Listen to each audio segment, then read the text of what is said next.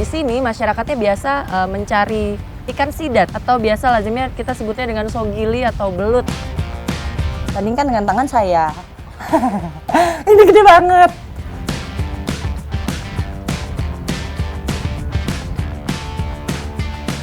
Ada yang istimewa dari ikan ini, komoditi ekspor dari Teluk Arguni. Apa itu? Sebentar.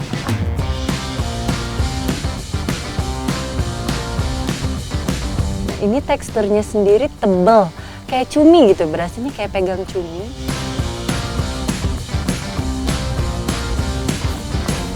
Wanginya gurih banget.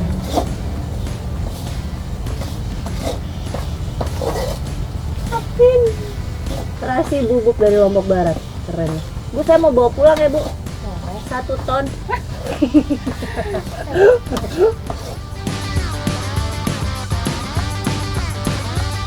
Ini kita mau cari batu. Jadi batunya ini bukan cuma sembarang batu, ada batu khusus. Itu biasanya adanya di dalam ya, Kakak ya? Iya, di dalam tanah.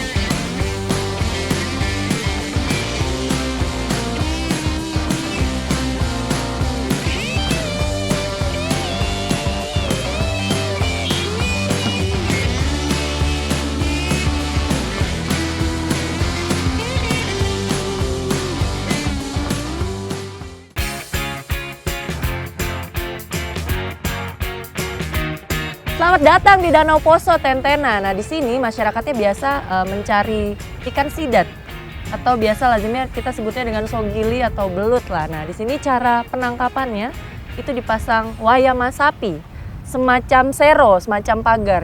Nah, dalam satu harinya biasanya bisa dapat sekitar 30 kilo, berarti banyak banget. Nah, ukuran sogili di sini juga wow, ukurannya XL. Nah, saya mau lihat nih sebentar lagi ke depan itu sudah terlihat pagar semua. Kita jalan dulu ke situ, kita mau lihat seberapa banyak hasilnya.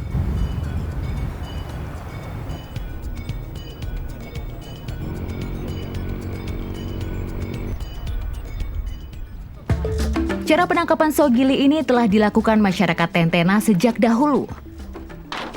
Masyarakat membangun bendungan dari bambu dan kayu untuk menahan aliran air yang deras dari Danau Poso. Sistem ini disebut wayuma sapi. Ciri yang menonjol dari wayuma sapi adalah bangunan yang menyerupai gubuk dengan jalan menanjak di depannya. Nah, jadi memang dia di ujung-ujung sininya pakai seperti bubu juga, ada perangkap. Wah, ada perangkapnya. Nah, kelihatan kan dari sana bentuknya segitiga seperti ini. Tadi kenapa Pak? Kenapa segitiga? Biar arusnya semakin kesini semakin deras. Kencang, ya. Jadi sogilinya tidak berdaya masuk ke dalam bubu. Sementara budidaya sidat di Danau Poso baru dilakukan pada tahun 2007. Permintaan pasar lokal dan ekspor yang tinggi bersamaan budidaya yang belum maksimal membuat harga sidat melambung.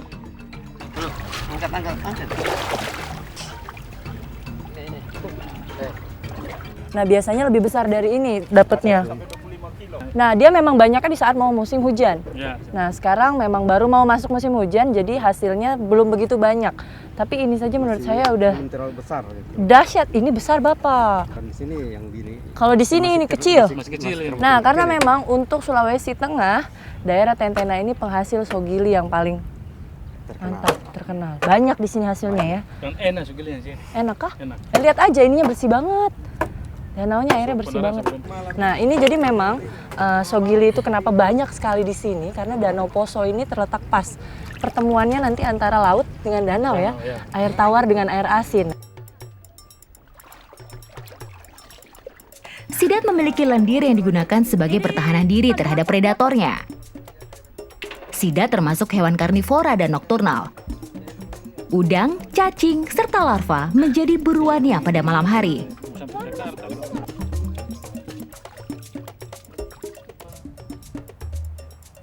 Nah, ini lokasi pengepulnya. Nah, jadi memang masyarakat di sekitar Danau Poso ini ada satu pengepul ya, dikumpul di sini. Nah, ini nanti yang akan dikirim ekspor. Terdekat dari sini kirim ke Palu dulu.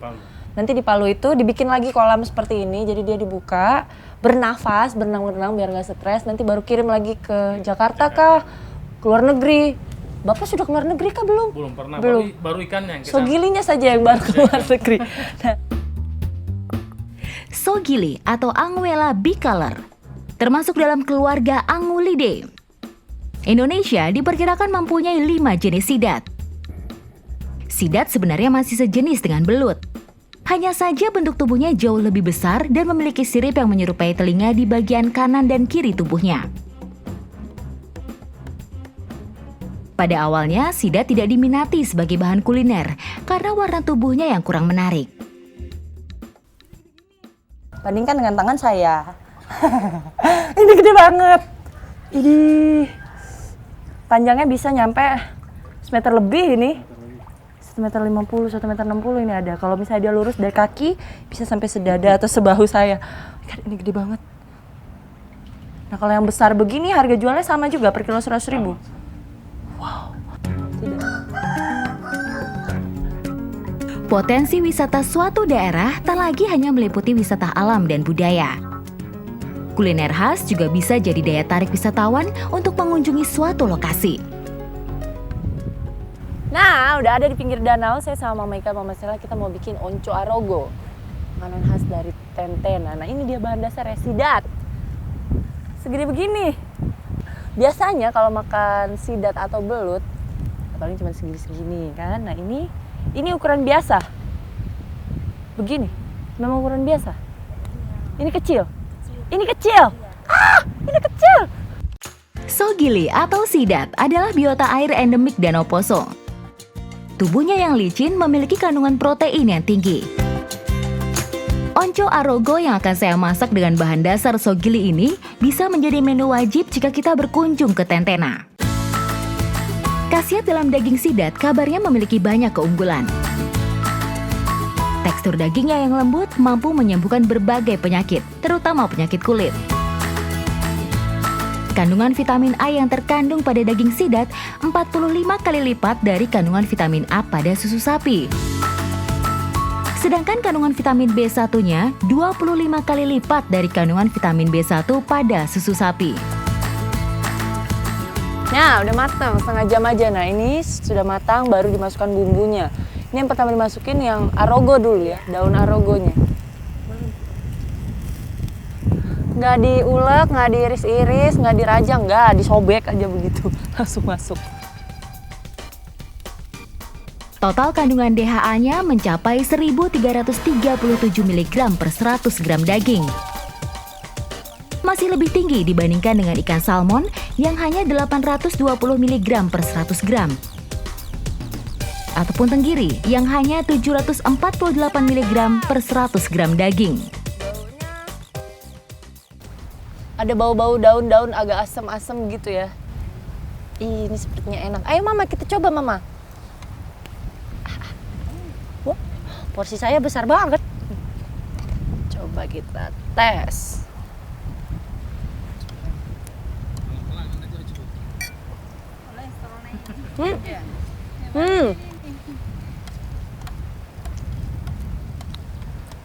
Kayak ikan-ikan karang, tekstur dagingnya kenyal-kenyal. Ini enak.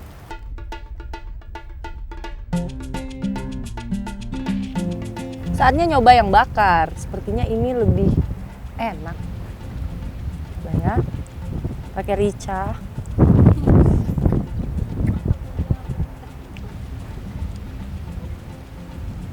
Mengutip kata reporter saya, makanan itu ada 2 jenis, enak dan enak banget. Kalau yang tadi anco arogo enak, yang dibakar ini enak banget.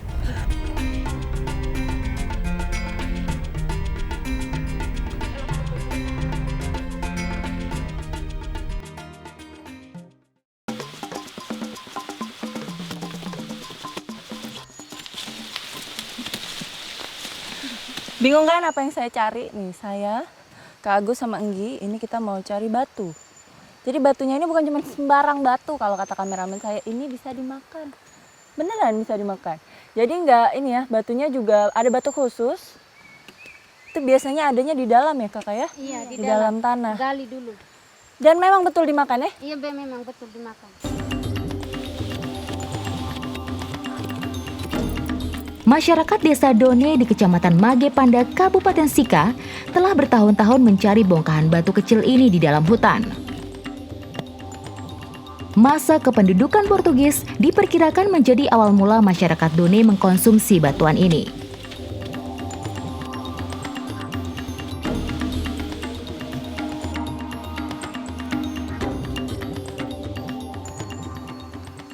Sama aja kayak batu yang lain. Beda. Beda. Apa bedanya? Ini bedanya warnanya. Sama yang ini? Sama. Ini beda, ini tidak bisa makan. Oh iya, Ini dalam yang hitam ya? Nah, ya. Ini di atas, kalau yang ini gali ke dalam sedikit. Oh gitu. Ini langsung dimakan begini? Tidak, dia bersih dulu. Oh. Ini batunya.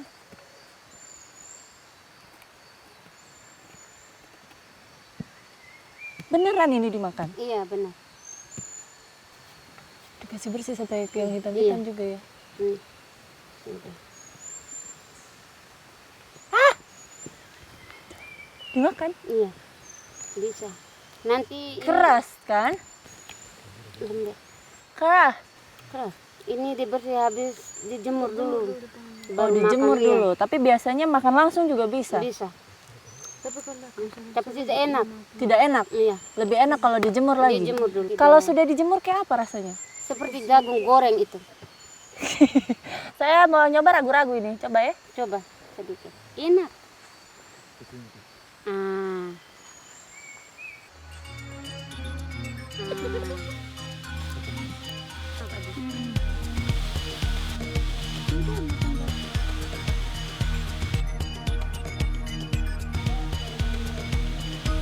Batu tidak diambil dari sembarang tempat.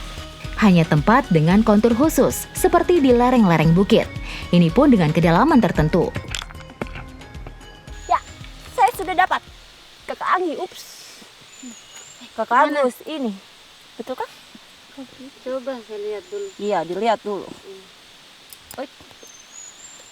Oh, ini bukan. Salah. Itu juga bukan? Bukan ini. Sama-sama kuning.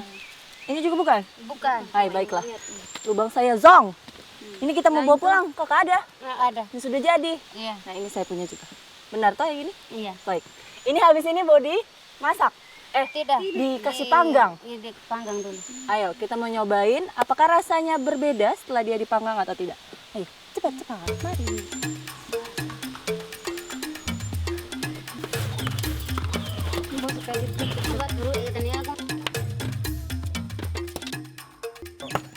Nah, ini masih tentang alternatif pangan yang ada di Done. Nih. Jagung yang sudah tua, ini mau dibikin nasi jagung. Jadi kalau di sini, ini sekarang panen jagung sudah lewat ya? Iya. Nah, ini alternatifnya dibikin nasi jagung. Sementara masih tetap nanti mau kasih panggang itu batu dulu ya. Iya. Bener ya, rasanya kayak jagung. Nanti kita buktikan. Ini dua-duanya yang dari jagung beneran sama yang batu. Ujungnya katanya rasanya kayak jagung. Nasi jagung membutuhkan waktu yang lama untuk diolah hingga menjadi siap makan. Sementara waturu atau butiran batu hanya butuh proses pemanggangan yang sebentar.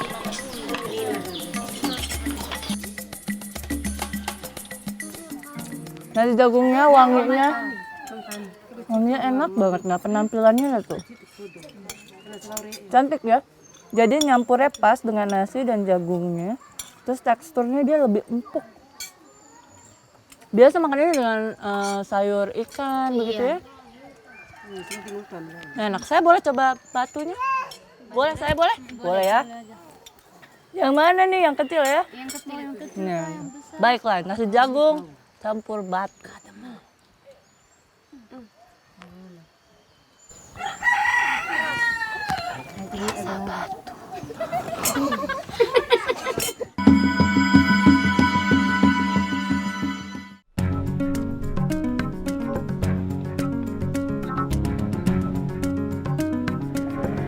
Papua, wilayah di ujung timur Indonesia ini tidak pernah habis untuk kita jelajahi, termasuk Kaimana.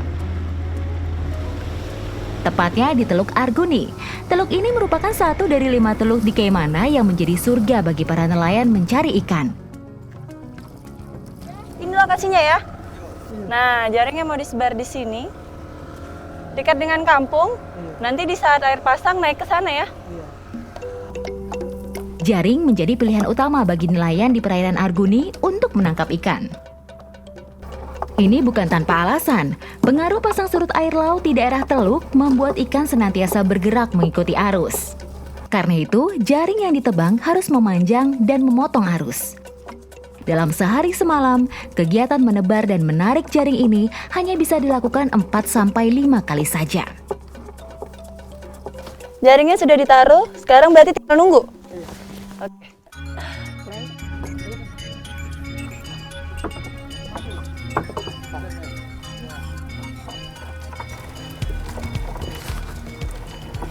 Nah, panjang jaringnya ini sendiri hampir 1 kilo ya. Dengan dia punya lebar ke bawah itu 4 meteran. Ini dasarnya lumpur, lihat.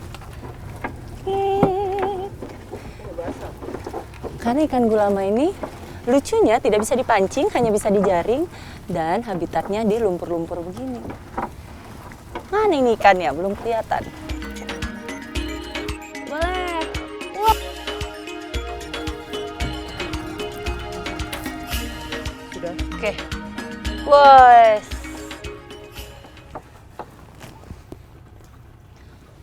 Good news is ikan ini yang kita cari, gulama.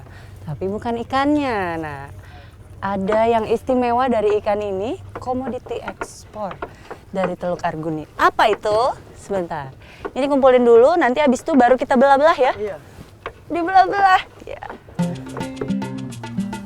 Ikan gulama atau croakers tersebar hampir di seluruh perairan Indonesia.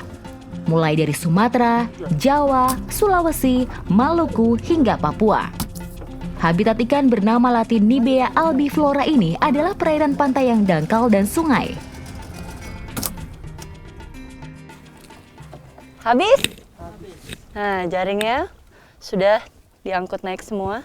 Nah, ini kita mau belah-belah. Yang diambil gelembungnya. Ayo boleh.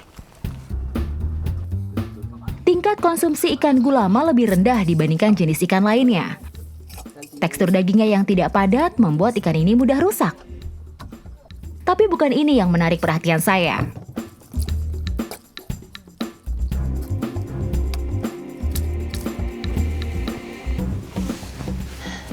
Ini yang saya cari, ini dia komoditi ekspor dari Teluk Arguni. Ini namanya swim bladder atau fish maw, atau di sini bilangnya gelembung ikan. Nah, ini teksturnya sendiri tebal, kayak cumi gitu, berasanya kayak pegang cumi. Dibandingin isi perut yang lain memang kerasa waktu pas narik. Fish maw atau swim bladder mulai diburu nelayan di perairan Kaimana sejak tahun 2006 lalu. Saat para pengusaha ekspor gelembung ikan lokal dan luar melakukan survei keberadaan ikan gulama di perairan Kaimana. Selain ikan gulama, ikan kakap merah termasuk ikan yang diburu gelembung ikannya. Namun kualitas gelembung ikan gulama dinilai lebih baik sehingga memiliki nilai jual yang lebih tinggi. Dia kalau ditarik emang cus pecah. Jadi tipis, bertelur, lemon, lemon gerak. Ini lebih tipis dari yang tadi ya. Nah, fungsinya ini sendiri pada ikan, ini swim bladder atau gelembung renang. Jadi kalau misalnya lihat ikan tiba-tiba dia berenangnya terbalik, nah itu terjadi gangguan nih sama gelembung renangnya. Dan untuk ikan ini juga berfungsi sebagai alat pendengar seperti kuping. Jadi memang titik penyeimbang ikan ada di sini. Dan ternyata ini mahal. Gelembung ikan merupakan organ internal yang dipenuhi gas yang berfungsi untuk mengendalikan daya apung ikan. Daya apung inilah yang mampu menghemat energi ikan saat berenang. Nah, ini biasanya dijemurnya kira-kira 1 hari kalau misalnya lagi panas terik begini. Nih. Mau lihat yang kering? Ada di situ. Yuk. Bentuk keringnya tuh seperti ini, kayak kerupuk. Kerupuk dimakan juga enak kok. Kayak kerupuk. Nah, ini harga jualnya sendiri tergantung sama berat per gramnya. Lihat. 24? Berarti 20. Masuk yang 20. Oke, berarti yang 20 ini kalau digabung 1 kilonya harganya 13. juta. Wow. Nah, yang saya bilang tadi ini diekspornya sampai ke Singapura, Cina, Jepang. 13 juta. Kalau yang 10? Coba tes. Ini Nah, itu juga 20. Yang ini tuh. Ya, itu 14? masuk 10. Oke, masuknya 10. Nah, untuk harga jualnya yang 10 gram, harga jual per kilo 7 juta rupiah. Saya gak kebayang. Nah, ini di Cina sendiri merupakan makanan mewah yang menurut orang sana banyak mengandung kolagen serta bagus untuk ibu hamil. Ibu pernah makan, Bu? Pernah. Yang besar-besar? Tidak. Oh, rugi. Mendingan dijual ya. Kalau yang kecil-kecil rasanya apa? Ya macam kerupuk itu, Dik. Kayak kerupuk aja ya? Ya, itu yang masuk 5. Wah, sayang, 9. Dia masuk 5. Nggak nyangka kan? Nih, gelembung dari ikan gulama. Ikannya sendiri dimakan tidak enak. Ke dagingnya hancur ya, Bu, kalau dimasak. Tapi harga gelembungnya mencapai jutaan rupiah. Nah, ini yang saya tadi bilang komoditi ekspor dari Teluk Arguni. Mantep.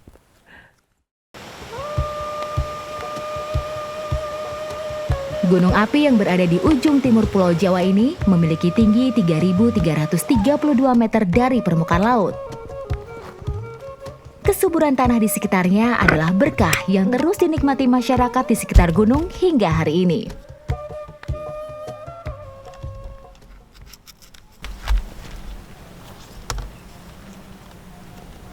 Wow. Kan dikelet dulu dia, Oh, Pak. Dia harus dinaikin begini. Nah, baru bisa makan. Buah naga atau dragon fruit ini asalnya dari Meksiko, tapi sekarang sudah banyak juga dibudidayakan di negara Asia. Nah, di Indonesia banyak banget di sini, di Banyuwangi. Ini lagi masuk musim panen, jadi dalam 1 tahun itu, kalau misalnya kita merawat tanahnya dengan baik, dia rakus pupuk ya, Mas ya? Dia bisa panen selama 6 bulan berturut-turut lah, secara bertahap.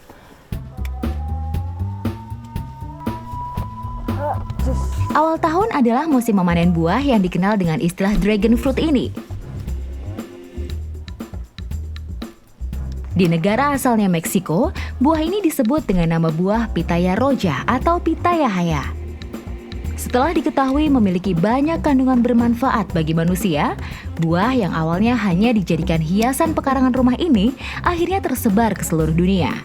Di Indonesia sendiri, buah naga mulai masuk sekitar tahun 2000-an setelah diimpor dari Thailand.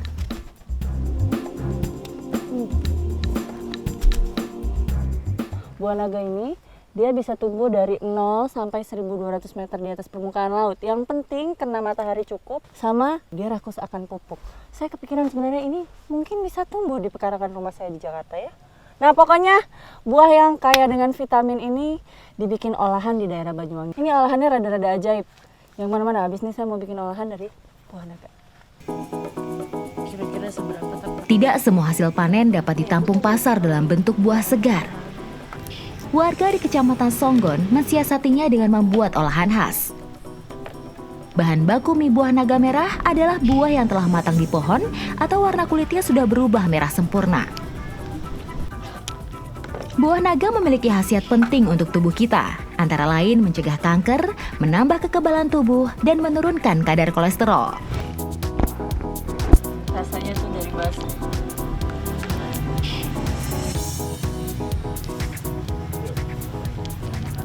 Nah, jadi memang selain enak dimakan langsung begitu saja, buah naga ini diseragi, dibikin satu panganan khas. Dibikin ini. Bener ya? Ini kita mau bikin mie buah naga, nah tapi prosesnya masih panjang lagi, di setengah jalan juga belum. Selain menjadi bahan baku olahan, buah naga sekaligus berfungsi sebagai pewarna alami.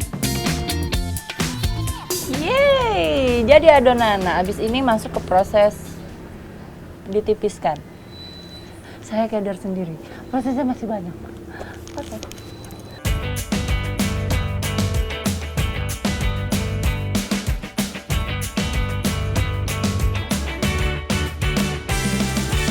Alat cetak mie sengaja menggunakan mesin manual dengan memakai gigi pencetak cukup besar, sehingga menghasilkan untayan mie yang cukup tebal. Adonan yang tebal adalah kunci membuat mie buah naga ini. Hasilnya, meski di tangan cukup kesat, mie buah naga tidak patah saat kita gantung untuk diangin-anginkan. Yang telah dicetak, selanjutnya akan dikukus selama 5 menit.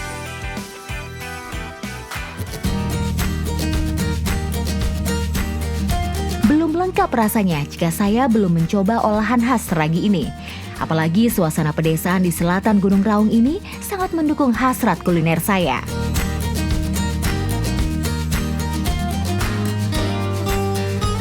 Udah digoreng sama sayur, ada bakso begini, rasanya sama ya Bu, seperti mie telur biasa, bener ya? Nah cuman yang pasti ini variasi baru aja, dan buah naga ini kan tinggi vitamin C, terus tinggi beta karotinnya juga, jadi memang jauh lebih bagus dibandingin mie yang biasa. Pokoknya suatu saat berkesempatan mampir ke Seragi, cobain Mie buah naga. nah mie buah naga ini. Enak.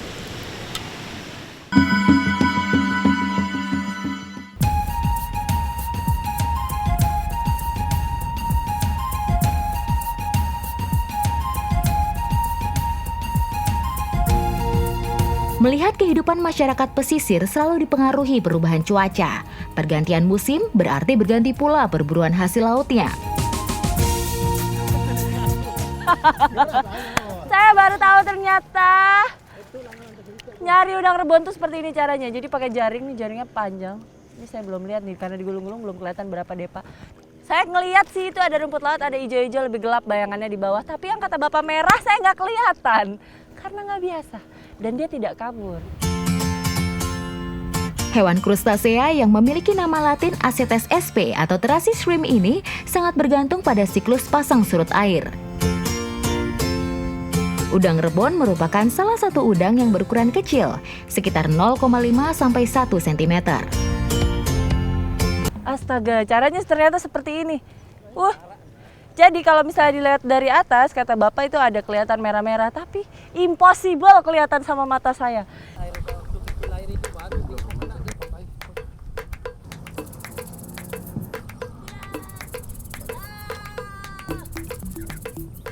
Ini mikro, kecil-kecil.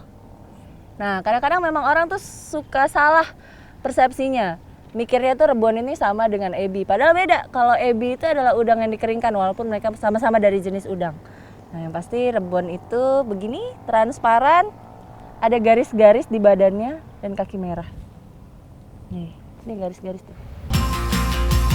Udang rebon memiliki kandungan gizi yang hampir setara dengan jenis udang lainnya.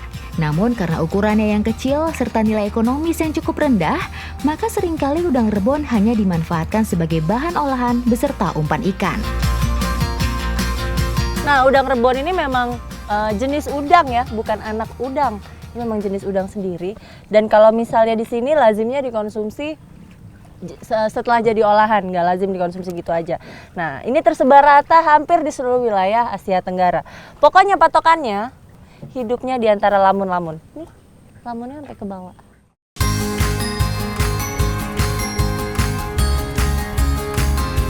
Selain Indonesia, olahan bumbu yang melalui proses pembusukan udang rebon ini dikenal di Malaysia dengan istilah belacan dan ngapi di Myanmar.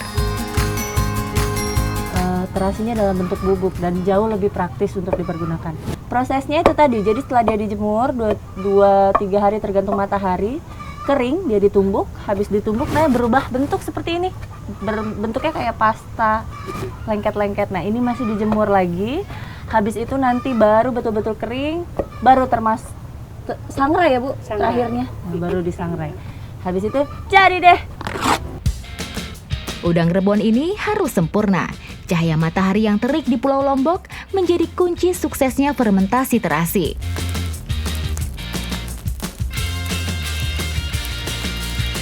Ini Bu, saya cicip ya Bu.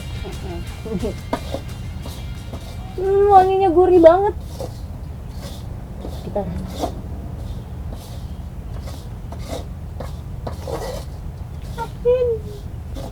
ini anaknya pakai nasi putih.